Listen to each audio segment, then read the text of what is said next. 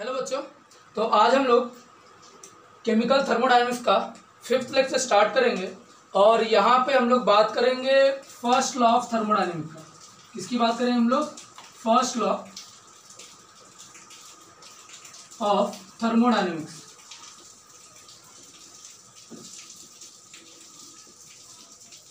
इसके पहले का लेक्चर हम लोग ने वहाँ पे पढ़ा था इंटरनल एनर्जी। इसके पहले जो लेक्चर था हम लोग ने वहाँ पे क्या पढ़ा था? इंटरनल एनर्जी, मतलब वहाँ पे हम लोग डेल्टा यू की बात किए थे। किसके बारे में मैंने आपको समझाया था? डेल्टा यू का। और आज हम लोग पढ़ने जा रहे हैं थर्मोडायनेमिक्स का फर्स्ट लॉ। ये फर्स्ट लॉ कुछ भी नहीं है, इट इज जस्ट जो हम लोग ने बचपन में पढ़ा था, कंजर्वेशन ऑफ एनर्जी। ठीक है, बस उसी के ऊपर बेस्ड है। छोटा सा लॉ है, ठीक है, बहुत ही सिंपल सा लॉ है। थर्मोडायनेमिक्स का फर्स्ट लॉ के ऊपर है वो पूरा बेस्ड। ठीक है, तो कोई टेंशन लेने की जरूरत नहीं है। अभी हम लोग बात कर रहे थे, आपको जैसे याद हो मैंने बोला conservation of energy. Conservation of energy क्या बोलता है? एनर्जी कैन नाइदर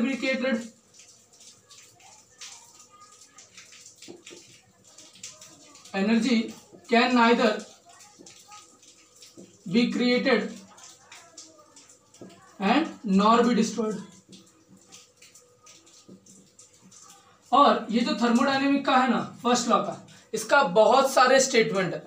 मतलब आप कोई भी स्टेटमेंट आप बोलोगे, मैं आपको अब 4-5 स्टेटमेंट बताऊंगा, उनमें से कोई भी आप अगर एक स्टेटमेंट आप एग्जाम में लिखते हो यू विल गेट राइट, क्योंकि कोई भी स्टेटमेंट उसका रॉन्ग नहीं है। सिर्फ वो किस पे बेस्ड करता है? किस पर बेस्ड करता है? वो बेस्ड है कंजर्वेशन ऑफ लॉ पर। किस पर बेस्ड है? Conservation of law. तो वही मैं लिखूंगा, it is simply based on conservation किसका कंजर्वेशन ऑफ एनर्जी। किस पर बेस्ड है वो? Conservation of energy. क्या बोलता है conservation of energy? Total energy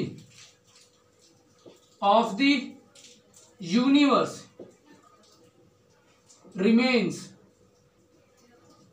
constant. मतलब बोलता है कि पूरे यूनिवर्स का, पूरे ब्रह्मांड का जो एनर्जी है वो क्या है? कांस्टेंट है। कैसे? क्योंकि हम लोग बोलते हैं यूनिवर्स मतलब क्या? यूनिवर्स में दो चीज है। सपोज मैं इसको कंसिडर करता हूं, ये मेरा यूनिवर्स है। किससे बना हुआ universe? Universe is made up of, ये सपोज मेरा सिस्टम है। तो ये जो बाहर का चीज है क्या है? सराउंडिंग है। सिस्टम एंड सराउंडिंग कंपाइल करके क्या होता है? यूनिवर्स। और जो एनर्जी का एक्सचेंज है, एनर्जी का ट्रांसफर है, सिस्टम और सराउंडिंग के बीच में होता है। सिस्टम और सराउंडिंग के बीच में एक्सचेंज होता है। तो इसने एनर्जी दिया, सराउंडिंग ने एनर्जी लिया, तो क्या यूनिवर्स के बाहर से कोई एनर्जी गया क्या? नहीं गया। कोई आया क्या? कोई एनर्जी आई? नहीं आई। इसका मतलब whole and sole the energy of the universe remains constant. मतलब यहां पे जो चेंज इन एनर्जी होगा, चेंज इन एनर्जी वो क्या रहेगा? 0।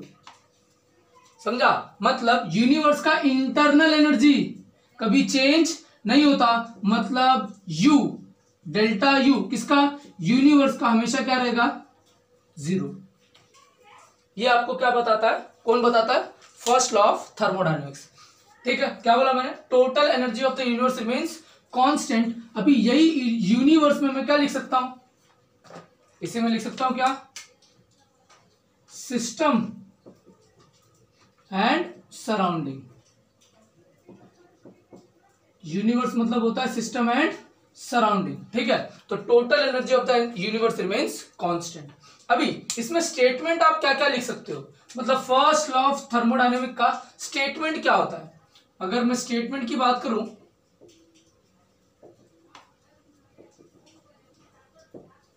First law of thermo,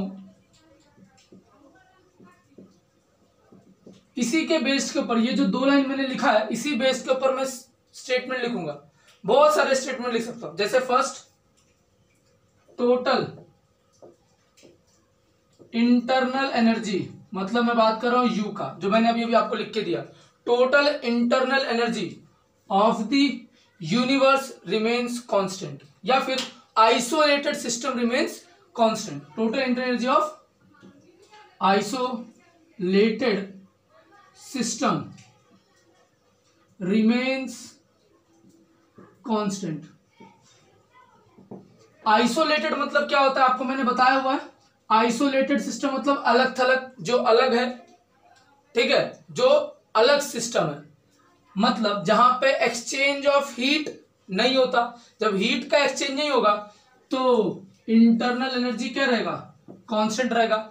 isolated system में वर्क भी नहीं होता, क्योंकि मैं आपको बताया है एनर्जी चेंज होने का, एनर्जी ट्रांसफर करने का सिर्फ दो तरीका है, एक क्या है हीट और दूसरा क्या है वर्क। वो दोनों भी चीज आइसोलेटेड सिस्टम में होने वाला है नहीं। इसका मतलब the total internal energy of the isolated system remains constant. Isolate मतलब अलग, जैसे मैं आपको पढ़ा रहा हूं और बाकी सारी दुनिया क्या है, आइसोलेटेड है। मतलब ये वीडियो कौन देख रहा है, आप देख रहे हो, तो मतलब किससे, सिर्फ आपसे, बाकी किसी और से नहीं है। तो आपको छोड़ के बाकी सारे इस वीडियो के अंदर जो है, हम लोग को छोड़ के इस वीडियो के बाहर जो कुछ भी है वो सारे लोग क्या है, आइसोलेटेड है, उनको कोई फर्क पड़ता नहीं है। लेकिन आपको मैं पढ़ा रहा हूं तो आपको फर्क पड़ता है ना। कैसे पड़ता है, मैं आपको समझा रहा हूं तो आपको समझ में आ रहा है। इसका मतलब क्या, the total internal energy of an isolated system remains constant. ठीक है, सेकंड स्टेटमेंट ये वही देखो, total internal energy of isolated system remains constant, मतलब एनर्जी एक्सचेंज नहीं होगा। यहां पे मैंने क्या बोला, total energy of the universe remains constant. Same है कि नहीं। यहाँ पे सिस्टम की बात किया, यहाँ पे यूनिवर्स का बात किया, इसका भी एनर्जी कांस्टेंट है, इसका भी एनर्जी कांस्टेंट है। ठीक है, तो ये जो मैंने बताया कि कंजर्वेशन ऑफ एनर्जी है, उसी के बेस के ऊपर पूरा आपका स्टेटमेंट रहेगा। अगर मैं सेकंड की बात करूं, सेकंड स्टेटमेंट क्या है, जो टोटल इंटरनल एनर्जी है वो क्या रहेगा, यूनिवर्स का कांस्टेंट रहेगा। तो मैं यही लाइन किसके लिए लिख दे रहा हूं, यूनिवर्स के लिए। The total internal energy of universe remains constant. मैं 4-5 स्टेटमेंट लिखूंगा, आप एग्जाम में ये लिखोगे फुल मार्क्स मिलेगा, ये लिखोगे तो भी फुल मार्क्स मिलेगा। आपको चारों लिखने की कोई जरूरत नहीं है, एक से भी काम हो जाएगा। आपके बुक में एक ही दिया, मैं आपको 4 बता रहा हूं। ठीक है, जूना बुक देखोगे तो उसमें वापस 4 है। ठीक है, थर्ड की बात करते हैं। थर्ड क्या है, energy can be converted from one form to another form. जैसे हम लोग क्या करते हैं, सपोज मैंने एक बम लिया, बम, ठीक है, दिवाली में बम फोड़ते, ठीक है, तो ये बम लिया मैंने, अब मैं इसको फोड़ रहा हूं, तो इसके अंदर पहले क्या था, इसके अंदर पहले था केमिकल एनर्जी। ठीक है, जब ये बम फूटेगा तो क्या होगा, साउंड आएगा। सबसे पहले क्या देखते हो, लाइट देखते हो। ठीक है, तो केमिकल एनर्जी कन्वर्ट हुआ किसमें, लाइट एनर्जी में। केमिकल एनर्जी कन्वर्ट हुआ किसमें, साउंड एनर्जी में। और वही केमिकल एनर्जी कन्वर्ट होता है हीट एनर्जी में। फूटने के बाद गर्मा गर्म लगता है कि नहीं लगता है। ठीक है, तो ये जो आपका केमिकल एनर्जी था वो कन्वर्ट हो गया किसमें, साउंड में, लाइट में, हीट में। या फिर आप देखो इलेक्ट्रिसिटी, इलेक्ट्रिसिटी अगर मैं सपोज मैंने फैन चलाया, क्या चलाया, फैन, तो ये due with the help of electrical energy ये फैन क्या करता है, मैकेनिकल वर्क करता है। फैन क्या करता है, मैकेनिकल वर्क करता है। साथ में आप देखोगे उसके नीचे का जो पार्ट है वो थोड़ा थोड़ा हीट अप हो जाता है। मतलब ये जो इलेक्ट्रिकल एनर्जी है वो पूरा का पूरा मैकेनिकल एनर्जी में कन्वर्ट नहीं हुआ, वो थोड़ा सा हीट एनर्जी भी उसको लेके गया, हीट भी हुआ। मतलब याद रखिए, इसलिए हम लोग बोलते हैं कि कोई भी इंजन जो होता है वो 100% एफिशिएंट नहीं होता। कोई भी इंजन 100% एफिशिएंट नहीं होता है, वो थोड़ा ना थोड़ा उसका एनर्जी वेस्ट होता है। जैसे सपोज मैंने पेट्रोल लिया, पेट्रोल से मेरा गाड़ी चलता है, लेकिन क्या जितना भी पेट्रोल आपने यूज किया वो सिर्फ गाड़ी चलने में लग रहा है क्या, नहीं, उसके साथ हीट प्रोड्यूस होता है, उसके साथ हीट प्रोड्यूस होता है ना। तो आपका गाड़ी चल रहा है, वो मतलब उसको काइनेटिक एनर्जी मिला, बट साथ में आपका जो इंजन है वो भी गर्म हो जाता है ना। तो ये जो एनर्जी है पेट्रोल का वो इस इंजन भी यूज्ड अप करता है। तो जितने का एफिशिएंसी है उतने का पूरा कोई भी इंजन अपने को देता नहीं है। वो तो बात की बात है, अपने को उसमें इंटरेस्ट नहीं है। हम लोग सिर्फ इसकी बात करें कि एनर्जी कन्वर्ट होता है one form to another form. तो ये भी क्या है, एक थर्मोडायनेमिक लॉ है। ठीक है, क्या लिखेंगे, energy can neither B created nor be destroyed. Energy हम लोग ना बना सकते और ना बिगाड़ सकते, डिस्ट्रॉय कर सकते। अब कोई भी एनर्जी डिस्ट्रॉय नहीं करते। ट्राई करके देख लो, आप बॉम्ब फोड़ते हो ना तो क्या करते हो, आप बॉम्ब को डिस्ट्रॉय करते हो, बट वही उसी के अंदर का एनर्जी कन्वर्ट होता है लाइट में, कन्वर्ट होता है साउंड में, कन्वर्ट होता है हीट में। आ रहा है बात समझ? तो energy can neither be created nor be destroyed. आप कोई एनर्जी ऐसे ही पैदा नहीं कर सकते। आप सोचो कि एनर्जी बन जाए, ऐसा एनर्जी बनता नहीं। आपको कहीं से एनर्जी लेना पड़ेगा और वो एनर्जी को आप कन्वर्ट करते हो one form to another form. जैसे अगर मैं बात करूं इलेक्ट्रिकल एनर्जी, क्या बनता है? ये बनता है, किससे बनता है? टाइडल वेव से, या फिर टाइडल वेव से बनता है, या फिर आपने देखा होगा विंड एनर्जी। विंड का जो विंड ब्लो होता है वहां पे वो लोग क्या करते हैं, टरबाइन लगाते हैं और वो टरबाइन के थ्रू इलेक्ट्रिकल एनर्जी बनता है। आज बहुत अच्छा हम लोग ने देखा था सोलार पैनल, आप देखियो सोलार पैनल क्या करता है, सन के एनर्जी को गेन करता है और उसको कन्वर्ट करता है इलेक्ट्रिकल एनर्जी के अंदर। मतलब क्या, वो पैनल रात में रखूंगा और मुझे इलेक्ट्रिकल एनर्जी देगा क्या? नहीं देगा ना।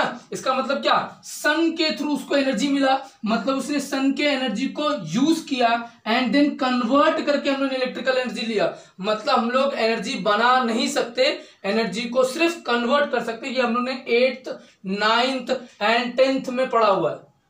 वही स्टेटमेंट है थर्मोडायनेमिक फर्स्ट लॉ का। तो आप ये लिखो, ये लिखो या ये लिखो है, फिर आगे वाला जो मैं लिखने वाला वो लिखो। बात एक, ये सारी चीजें हम लोग ने पढ़ा हुआ है ना। सन का एनर्जी को हम लोग कन्वर्ट करते हैं इलेक्ट्रिकल एनर्जी में। तो ये भी क्या है, energy can neither be created. हम लोग कोई भी एनर्जी बना नहीं सकते और ना ही खत्म कर सकते।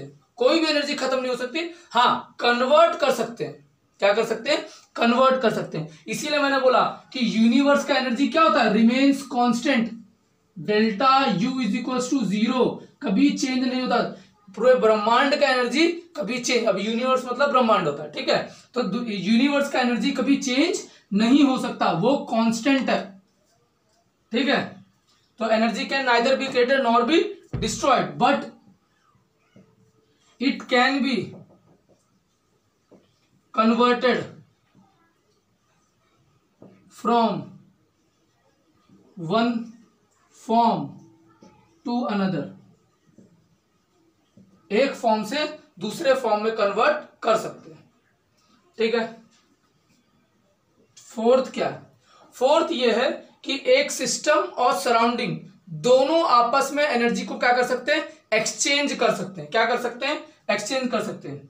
The total amount of energy of system and surrounding, घूम घुमा के वही बात है, घूम घुमा के वही बात है, ठीक है। The total amount of energy of system and surrounding must remains constant, ठीक है। वो क्या रहेगा? कांस्टेंट। मतलब वापस मैंने इनडायरेक्टली किस चीज की बात कर दिया? मैंने इनडायरेक्टली बात कर दिया वापस यूनिवर्स का, क्योंकि आपको मैंने बोला यूनिवर्स मतलब क्या, सिस्टम एंड सराउंडिंग। तो total amount of energy of system and surrounding remains constant, but क्या कर सकते हैं, although it can be transferred, हम लोग उसको ट्रांसफर कर सकते हैं या फिर एक्सचेंज कर सकते हैं। आई बात समझ में? तो ये क्या था आपका फर्स्ट लॉ ऑफ थर्मोडायनेमिक। क्या बोल रहा है फर्स्ट लॉ ऑफ थर्मोडायनेमिक? सिर्फ ये है कि यहां पे हम लोग कंजर्वेशन ऑफ एनर्जी की बात करते हैं। कंजर्वेशन मतलब क्या, कंजर्व करना मतलब बचाना, मतलब कोई भी चीज हम लोग डिस्ट्रॉय नहीं कर सकते, कोई फेकनेस है, जो है वो उतना ही है। जो एनर्जी यूनिवर्स का 100 साल पहले, 500 साल पहले, या फिर बोलूं जब एनर्जी यूनिवर्स बना होगा, वो टाइम पे जितना एनर्जी था, आज भी वही एनर्जी इस यूनिवर्स में प्रेजेंट है, ठीक है। तो total energy of the universe remains constant. System है, यूनिवर्स बोले तो सिस्टम एंड सराउंडिंग। फर्स्ट क्या लिखा, total inter energy of the universe internal energy क्यों बोलता हूं? क्योंकि यूनिवर्स किसका बना है? सिस्टम एंड सराउंडिंग का। सिस्टम एंड सराउंडिंग, हर छोटा सा छोटा पार्ट चाहे कितना भी माइन्यूट क्यों ना हो, कि उसके पास क्या होता है? एनर्जी होता है। इसीलिए मतलब टोटल अंदर की एनर्जी कितनी होती है किसी को नहीं पता कितना होता है, क्योंकि उसमें इतने माइन्यूट चीजें हैं जो कि आप काउंट नहीं कर सकते। एन नंबर ऑफ चीज आप काउंट नहीं कर सकते, इसीलिए मैं इंटरनल एनर्जी कभी बता नहीं सकता। लास्ट लेक्चर मैंने बताया था, we can not calculate internal energy but we can calculate the change in internal. कितना चेंज हुआ एनर्जी में वो बता सकते हैं, बट इंटरनल एनर्जी कैलकुलेट नहीं कर सकते। The total internal energy of the isolated system remains constant, वो कभी चेंज नहीं होता। आइसोलेटेड सिस्टम मतलब होता है जो अलग है, ठीक है, वो बाहर से कुछ ना उसको वर्क होने वाला है और ना ही एनर्जी ना ही हीट एक्सचेंज। मैंने आपको बताया था एनर्जी एक्सचेंज करने के सिर्फ दो तरीके हैं, हीट एंड वर्क, ठीक है, दोनों भी यहां पे अप्लाई नहीं होता, मतलब delta U is equal to 0। Total internal energy of the universe remains constant, यहां पे इंटरनल एनर्जी क्या रहेगा? कांस्टेंट रहेगा। वही अगेन वापस बोल रहा हूं मैं, energy can neither be created nor be destroyed but can be converted one form to another form. एक फॉर्म से दूसरे फॉर्म में हम लोग इसको कन्वर्ट कर सकते हैं। Next, total amount of energy of the system and surrounding, वापस वही बात, क्या रिमेन्स कांस्टेंट, बट क्या कर सकते हैं हम लोग? उसको ट्रांसफर कर सकते हैं। किनके बीच में? सिस्टम और सराउंडिंग में आपस में ट्रांसफर हो सकता है, आपस में एक्सचेंज हो सकता है, ठीक है। तो ये था आपका फर्स्ट लॉ ऑफ थर्मोडायनामिक्स। हाँ, इसका मैथमेटिकल इक्वेशन हम लोग को लिखना है, वो आगे लिखता हूं मैं। इतना समझ में आ गया, इसको आप कॉपी कर लो, हम लोग आगे मैथमेटिकल इक्वेशन लिखते हैं। आगे बढ़ते और बात करते हैं मैथमेटिकल इक्वेशन का।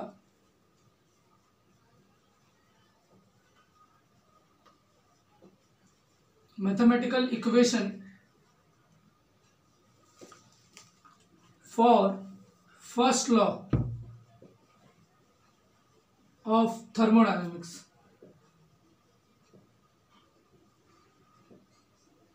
जो मैंने आपको स्टेटमेंट समझाया सिखाया उसी का मैथमेटिकल इक्वेशन है। क्या है वो?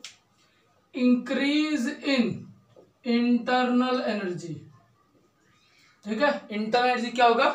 इंक्रीज होगा। कब? Quantity of heat supplied. Simple सी बात है, किसी को भी अगर मैं हीट देता हूं, हीट मतलब क्या होता है? एनर्जी। अगर मैं किसी को हीट दूं तो उसकी एनर्जी बढ़ेगी। तो quantity of heat supplied plus amount of work done. अगर सपोज ये सिस्टम है और ये सिस्टम के इंटरनल एनर्जी को बढ़ाना है, तो क्या करूं? मैं इसको हीट दे दूं पहले, तो डायरेक्ट मैं इसको हीट दूंगा तो इसका एनर्जी क्या हो जाएगा? बढ़ जाएगा। या फिर मैं इस सिस्टम, जैसे मैंने आपको लास्ट टाइम बताया था कि सपोज मेरे पास कोई आ रहा है पैसा मांगने के लिए, या सपोज कोई भिखारी है मुझे पैसा मांगने के लिए आ रहा है, तो मैं उसको दो तरीके से मदद कर सकता हूं। एक तो मैं उसको डायरेक्टली पैसा दे दूं, वो उसका डायरेक्टली मदद हो गया, लेकिन मैं उसको काम भी दिला दूं। क्या दिला दूं? काम दिला दूं, तो अगली बार वो मांगने नहीं आएगा। तो दो तरीके से मैं उसको डायरेक्टली पैसा दे के हेल्प कर सकता हूं, और उसको मैं काम दिला दूं, मैंने उसका इनडायरेक्ट हेल्प किया, मैंने उसको पैसा नहीं दिया, मैंने उसको वर्क दिया। वो वर्क के थ्रू वो पैसा कमाएगा और दोबारा कभी पैसा नहीं मांगेगा। तो दो तरीके से ये सिस्टम है, इस सिस्टम को दो तरीके से हम लोग हेल्प कर सकते हैं। हेल्प कैसा? एनर्जी बढ़ाने के लिए। एक तो डायरेक्टली मैं उसको हीट दे दूं, मतलब पैसा दे दूं, या फिर मैं उसके लिए वर्क कर दूं, इसके ऊपर मैं कोई उपकार कर दूं। क्या कर दूं? उसके ऊपर कोई उपकार कर दूं, तो उसका इंटरनेट क्या हो जाएगा? बढ़ जाएगा, उसका पैसा क्या हो जाएगा? बढ़ जाएगा। दो तरीके से हम लोग मदद करते हैं, ठीक है। तो वही same, the internal increase in internal energy is equal to quantity of heat supplied, मतलब मैं उसको हीट दे रहा हूं, पैसा दे रहा हूं, and amount of work done on the system. System के ऊपर मैं क्या कर दूं? वर्क कर दूं। इसको हम लोग क्या बोलेंगे? फर्स्ट लॉ ऑफ थर्मोडायनेमिक्स का मैथमेटिकल इक्वेशन मैं लिखने जा रहा हूं। डेल्टा यू, इंटर एनर्जी मतलब क्या? Delta U. क्यू मतलब क्या? एनर्जी। तो ये क्यू हो गया हीट, और प्लस ये क्या हो गया आपका? Work. Work done on the system, system के ऊपर वर्क कर रहे हैं, ठीक है। इसको मैं डी के फॉर्म में लिखूं, डिफरेंशियल इक्वेशन। तो D U D Q plus D W, ये उसका डिफरेंशियल इक्वेशन है, और ये आपका इक्वेशन है। ठीक है, आई बात समझ। अभी हम लोग ये जो फर्स्ट लॉ ऑफ थर्मोडायनेमिक है, ये हम लोग कुछ प्रोसेस के ऊपर, थर्मोडायनेमिक प्रोसेस के ऊपर अप्लाई करते हैं। ठीक है, तो फर्स्ट लॉ ऑफ थर्मोडायनेमिक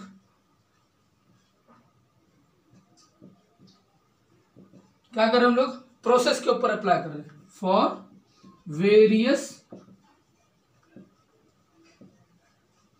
बहुत सारे प्रोसेस के ऊपर अप्लाई करते हैं। फर्स्ट प्रोसेस क्या है, आइसोथर्मल, जहां पर हम लोग टेम्परेचर की बात करेंगे। फर्स्ट प्रोसेस सपोज मैं बात कर रहा हूं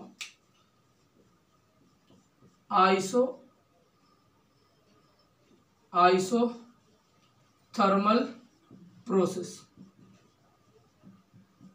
आइसोथर्मल, आइसो मतलब होता है, बताया मैंने, आइसो मतलब सेम कांस्टेंट, थर्मल मतलब हीट, जहां पे हीट कांस्टेंट होगा, मतलब यहां पे आपका Q इज इक्वल टू 0 होगा। Q is equal to, heat constant होगा मतलब Q इज इक्वल टू 0। तो आगे देखो क्या होता है, तो क्या हो गया यहां पे, टेम्परेचर रिमेन्स कांस्टेंट। यहां पे टेम्परेचर क्या रहेगा, कांस्टेंट रहेगा। अगर टेम्परेचर कांस्टेंट है तो इंटर एनर्जी चेंज होने वाला नहीं है, मतलब यहां पे आपका डेल्टा यू क्या रहेगा, 0 रहेगा। Delta U change in inter energy will be 0। आई बात समझ, ठीक है। तो अगर मेरा चेंज इन इंटर एनर्जी 0 है तो क्या होगा, मैं इसके अंदर अप्लाई करके देखूं, देखो delta U is equal to क्या, Q प्लस डब्ल्यू।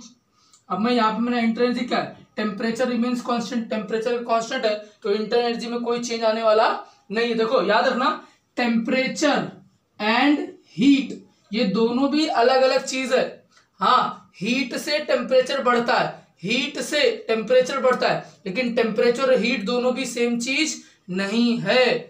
ठीक है, तो यहाँ पे टेम्परेचर रिमेन्स कांस्टेंट, अगर टेम्परेचर कांस्टेंट है तो इंटर एनर्जी भी क्या रहेगा, कांस्टेंट। तो delta U is equal to 0। अब delta U is equal to 0, तो जहां पे यू लिखा है वहां पे मैं 0 लिख दूं, इक्वल टू क्या, Q प्लस डब्ल्यू। अब मैं इधर उधर करूं तो क्या लिखूंगा, Q इज इक्वल टू क्या, minus W. Q is equal to क्या हो गया, माइनस डब्ल्यू। और माइनस डब्ल्यू कब होता है, जब सिस्टम एनर्जी क्या, system work is equal to क्या, नेगेटिव। नेगेटिव वर्क कब होता है, जब सिस्टम वर्क करता है सराउंडिंग पे, जब सिस्टम वर्क किस पे करेगा, सराउंडिंग पे। ठीक है, तो इसका मतलब क्या हुआ, therefore work done by the system, work done by the system on the surrounding. अगर हम लोग सिस्टम के ऊपर वर्क करें, सॉरी, सिस्टम अगर किसी के ऊपर वर्क करेगा तो वो हमेशा नेगेटिव होगा। तो work done by the system, work done by the system on the surrounding, किससे पता चला, इससे पता चला। मतलब क्या हो गया, मतलब आइसोथर्मल प्रोसेस में, आइसोथर्मल प्रोसेस में इंटर एनर्जी चेंज नहीं होता और यहां पे work done by the system होता है, work done by the system. आया बात समझ। आइसोथर्मल के बाद एडियाबैटिक प्रोसेस। अब मैं एडियाबैटिक प्रोसेस बोले तो क्या होता है, जहां पे हीट का एक्सचेंज 0 होता, ठीक है, टेम्परेचर तो सेम रहेगा, हीट का एक्सचेंज 0 रहेगा। ठीक है, तो नेक्स्ट आता है आपका एडियाबैटिक प्रोसेस, जहां पे हीट का exchange Q is equal to 0, heat का एक्सचेंज 0 रहेगा, नो एक्सचेंज ऑफ हीट। ये सब पढ़ा चुका हूं मैं, no exchange of heat, heat का कोई एक्सचेंज नहीं है। तो थर्मोडायनेमिक इक्वेशन क्या है, delta U is equal to क्या, Q प्लस डब्ल्यू। तो अगर Q मेरा 0 हो गया तो delta U is equal to क्या, वर्क डन। मतलब एडियाबैटिक प्रोसेस में जो भी इंटरनल एनर्जी होता है वो उसको सारा का सारा किसमें कन्वर्ट हो जाएगा, वर्क के अंदर। समझ आ रहा है, मतलब सिस्टम के अंदर जो भी एनर्जी है वो सारी एनर्जी को यूज करेगा वर्क करने के लिए। ठीक है, तो यहां पे अगर मैं इसको D U is equal to D Q plus D W लिखूं तो ये वापस क्या होगा, जीरो ही होगा। तो D U is equal to क्या, डी डब्ल्यू। ठीक है, तो यहां पे जो भी एनर्जी है वो पूरा का पूरा किसमें कन्वर्ट होगा, या फिर मैं बोलूं पूरा वर्क करने के लिए इंटर एनर्जी पूरा का पूरा खर्चा हो जाएगा, ऐसे बोल सकते हो। मतलब क्या, increase in internal energy. Inter energy कब बढ़ेगा, देखो ना, पूरा का पूरा यू किसके ऊपर डिपेंड कर रहा है, वर्क के ऊपर। मतलब अगर मैं किसी के ऊपर वर्क करूं, मतलब क्या, सराउंडिंग अगर सिस्टम के ऊपर वर्क करेगा तो सिस्टम का एनर्जी बढ़ेगा। तो increase in inter energy of system, system का इंटर एनर्जी कब बढ़ेगा, increase in inter energy of system when work done on this system. और इंटर एनर्जी कम हो जाएगा, डिक्रीज इन इंटर एनर्जी कब, जब work, decrease inter energy of system कब, when work done by the system. Simple सी बात है ना, मैं अगर किसी के ऊपर खर्चा करूंगा तो मेरा पैसा क्या होगा, कम होगा, और कोई मेरे ऊपर पैसा खर्चा करेगा तो मेरा पैसा क्या रहेगा, वैसे का वैसे बोलूं, बढ़ भी रहा होगा। ठीक है, तो वही बात है। तो एडियाबैटिक प्रोसेस में चेंज इन मतलब हीट का एक्सचेंज नहीं होता, तो Q is equal to zero. मेरा इक्वेशन क्या बोलता है, जहां पे Q है वहां पे मैं जीरो लिखूंगा। जब Q की जगह पे जीरो लिख दिया तो डेल्टा यू डायरेक्टली किसको इक्वेट हो गया, वर्क को। अगर वर्क सिस्टम कर रहा है तो इंटर एनर्जी कम। सिंपल से आता है, आप पैसा दे रहे हो तो आपका पैसा कम होगा, कोई आपको पैसा दे रहा है तो आपका पैसा बढ़ेगा। मतलब आपके ऊपर कोई वर्क कर रहा है तो पैसा आपका बढ़ेगा, मतलब एनर्जी आपका बढ़ेगा। तो ये हो गया एडियाबैटिक प्रोसेस। नेक्स्ट आते हैं आइसोकोरिक और आइसोबैरिक प्रोसेस, दो बचा है।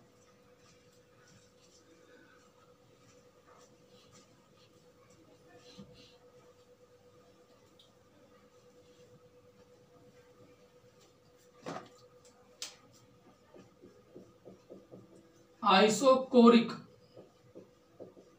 पहले बैरिक कर लेते हैं, ठीक है चलेगा। Isochoric process,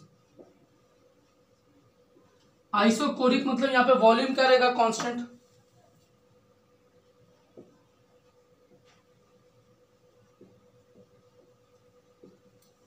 volume remains constant. तो अगर मैं देखूं delta U is equal to क्या, क्यू प्लस डब्ल्यू, और आपको पता है डब्ल्यू इज इक्वल टू क्या होता है, minus P delta V, minus P delta V. अगर change in volume remains constant मतलब ये क्या है, delta, W is equal to क्या हो गया, माइनस पी, और ये आपका जीरो, क्योंकि मैंने बोला delta V is equal to zero, क्योंकि यहाँ पे लिखा हुआ change in volume remains constant. तो वर्क भी क्या हो जाएगा मेरा, जीरो हो जाएगा। अब ये चीज को आप यहां पे पुट कर दो, तो U delta U is equal to क्या, क्यू। मतलब आइसोकोरिक प्रोसेस में मैं ऐसा बोल सकता हूं, internal energy, increase in internal energy कब, जब इसको हीट मिलेगा तब।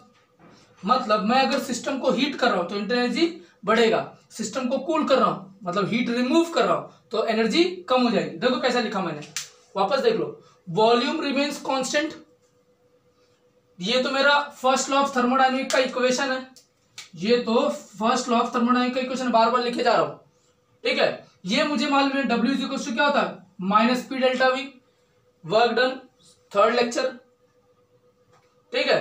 मैंने बोला delta V is equal to zero, तो जहां पे डेल्टा वी लिखा वहां पे जीरो लिखूंगा, तो यहां पे मैंने लिख दिया जीरो, जीरो को किसी भी नंबर से मल्टीप्लाई करो क्या हो गया, जीरो।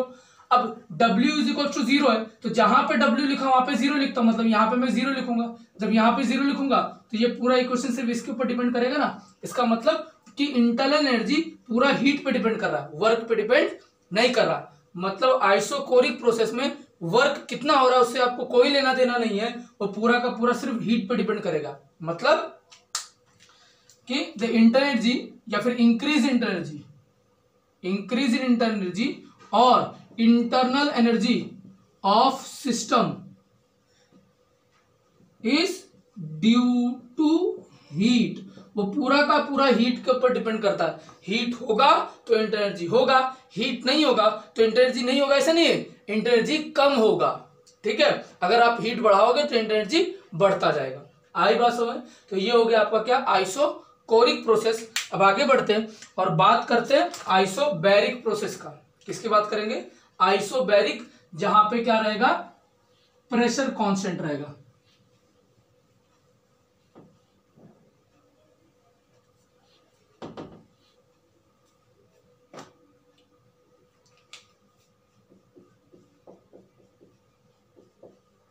आइसोकोरिक हो गया ना, आइसोबैरिक।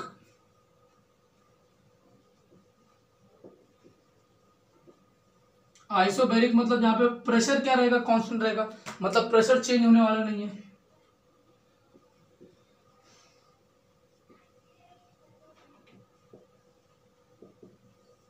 अब ये सोचो कि हम लोग जो भी रिएक्शन करते हैं,